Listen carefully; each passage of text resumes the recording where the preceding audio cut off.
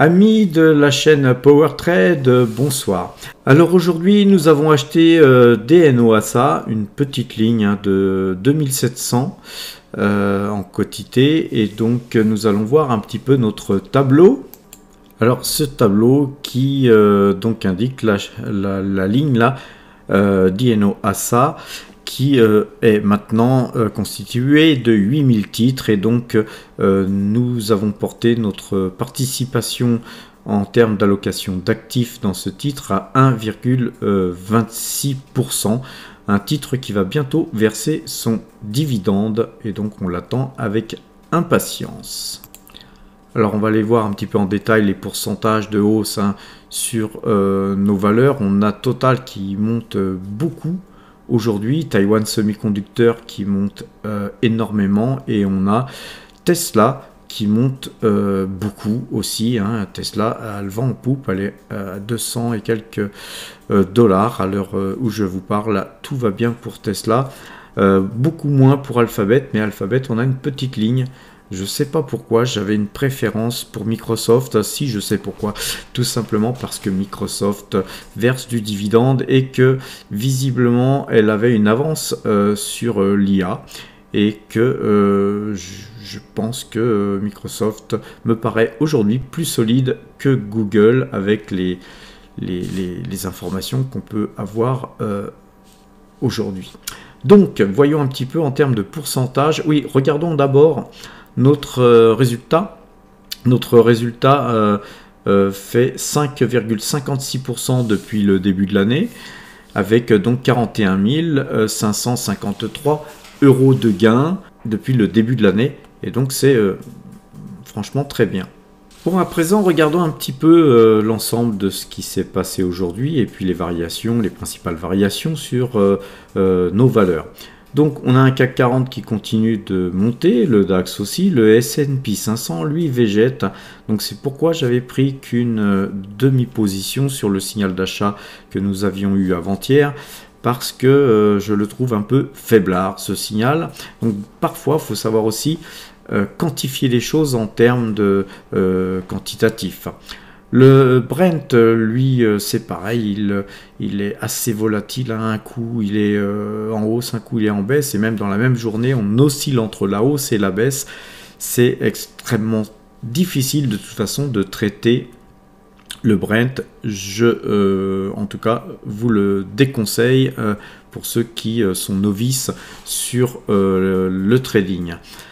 Le principal élément important, c'est Total Energy. C'est avec surtout cette ligne de Total Energy que nous avons le résultat que je vous présente tous les jours, puisque c'est la plus grosse pause que nous avons.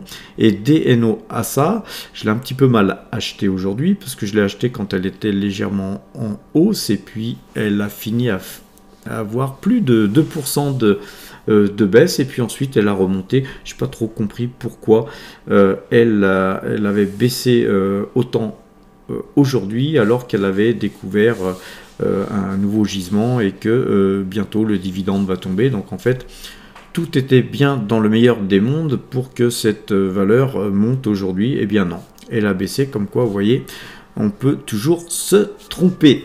Alors Tesla, à l'heure où je vous parle, il est 19h25. Tesla gagne plus 5,67%. On va aller voir le graphe de Tesla, c'est absolument phénoménal. Rappelez-vous, je vous avais donné, je crois, cette valeur à 120 $, quelque chose du genre. J'ai plus les prix tout à fait en tête, mais on va regarder le graphique. Le voilà qui s'affiche. Donc on va un petit peu dézoomer. On va aussi sortir les... On va laisser les objectifs, pourquoi pas. Donc vous voyez que on avait eu une énorme phase de baisse. Là on voit que toute cette phase de baisse était absolument bizarre. Effectivement, on peut très bien ne plus trop croire en Elon Musk, mais il y a quand même, je pense, des limites. Là vous voyez que la moyenne 2 jours 12 jours avait coupé ici, et puis j'avais d'autres éléments qui me faisait penser que ce titre pouvait monter. En tout cas, ce titre m'intéresse beaucoup puisque je l'ai traité à des valeurs beaucoup plus chères que 120 $. Donc, si on pouvait l'acheter à 300 $, pourquoi ne pas l'acheter à 120? Vous voyez, donc moi, c'est surtout le genre de question que je me suis posée, et on voit que ce titre n'a fait que monter, et on a gap sur gap. Vous avez un gap ici énorme, vous avez encore un gap aujourd'hui. C'est donc une valeur qui est très très bien orientée, en tout cas malgré toutes ces hausses.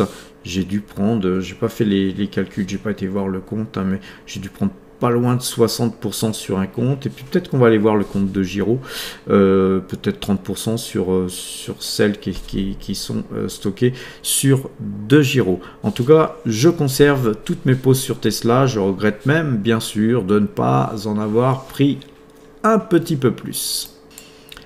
Alors revenons un petit peu sur notre liste.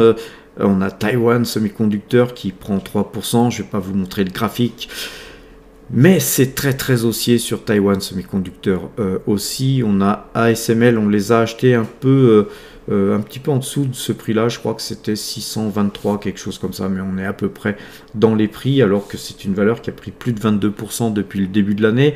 Mais je regrette pas d'avoir acheté à ce prix là, car c'est aussi une excellente valeur qui fournit d'ailleurs Taiwan Semiconductor.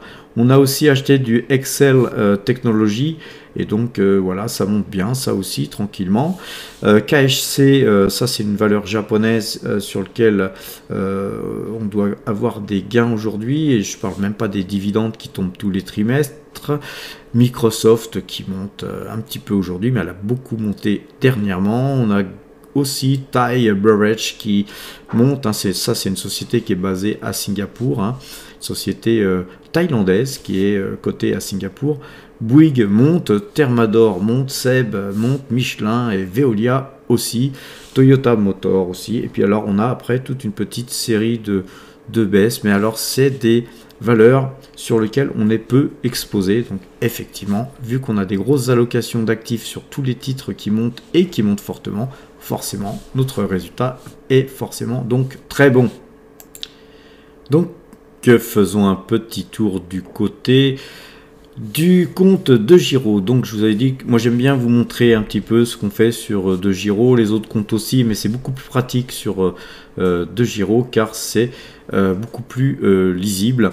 Donc vous voyez le cumul d'ailleurs de nos profits cumulés, ça c'est très intéressant. C'est d'ailleurs à ma connaissance le seul courtier que je connaisse qui fait ça. Ça c'est très sympa de voir où on en est en permanence, sans pour autant effacer les pertes qu'on a pu faire, parce qu'on a beaucoup de traders qui achètent, qui vendent, et qui oublient souvent de compter leurs pertes et qui affichent toujours leurs gains. Vous voyez, donc là, de Giro permet de voir que par exemple sur 33 000, on a fait 10 000 euros de gains. On a fait ça en 2 ans, hein, puisque j'ai ouvert ce compte un peu après le Covid. Globalement, donc c'est pas si mal, hein. C'est vraiment une plateforme qui permet avec des frais très sympathiques de trader même des fois dans la même journée si on veut. C'est vraiment vraiment très très sympa de pouvoir voir où on en est à l'instant T, de pouvoir le montrer aussi quand je vous fais des démos comme ça. Alors aujourd'hui on voit que Tesla nous fait gagner 36%, un peu plus de 36%, Microsoft 16%, Thai Beverage plus 6,31%, et on voit le total de profit qu'on peut avoir ici, et on voit que Taiwan Semiconductor est repassé dans le vert, puisqu'en fait on avait traité plusieurs fois ce titre, et donc on voit que la position, la dernière pause qu'on a prise sur Taiwan Semiconductor est encore perdante dans les faits sur la pause en cours, mais comme on avait déjà eu des gains avant, et ben on a en fait un total de profit de toute façon affiché sur l'ensemble de ce qui a été fait depuis le début sur cette plateforme. Alors on a aussi Realty Income qui est en gain, Edge Mortgage qui est en gain, et Nomura Holding qui elle aussi est en gain. Alors, tous les titres que j'ai ici, on a aussi du Yoshitsu, on a iShare, tout ça, tout ce qui est donc en pause. En général, oui, tous ces titres, hein, tous les titres qui sont sur DeGiro sont des titres qui versent des dividendes. Donc on a d'ailleurs tous les dividendes qui sont affichés là. Donc c'est très sympa de travailler avec DeGiro. Je tiens à le signaler, c'est vraiment une plateforme très très sympathique. Alors les amis, analysons un petit peu à présent le CAC 40 avec nos algorithmes que Metastock nous calcule. Alors le CAC 40 est toujours acheteur, par contre demain il passerait vendeur à 7149 points. Le DAX lui aussi est toujours acheteur et il passera vendeur si 15 399 points étaient touchés. Le S&P 500 lui est passé vendeur, il repassera acheteur si 4160 points étaient touchés. Et le Brent, quant à lui, est toujours acheteur. On voit bien que la moyenne de 12 jours est bien passée à l'achat hier et elle y reste. Donc voilà les amis, je ne vais pas vous montrer le compteur à pépette aujourd'hui parce que ça très peu bougé. De toute façon, là je suis un petit peu fatigué ce soir. Je vous donnerai ça sans faute demain. Je vous souhaite une bonne fin de soirée et à demain si vous le voulez bien.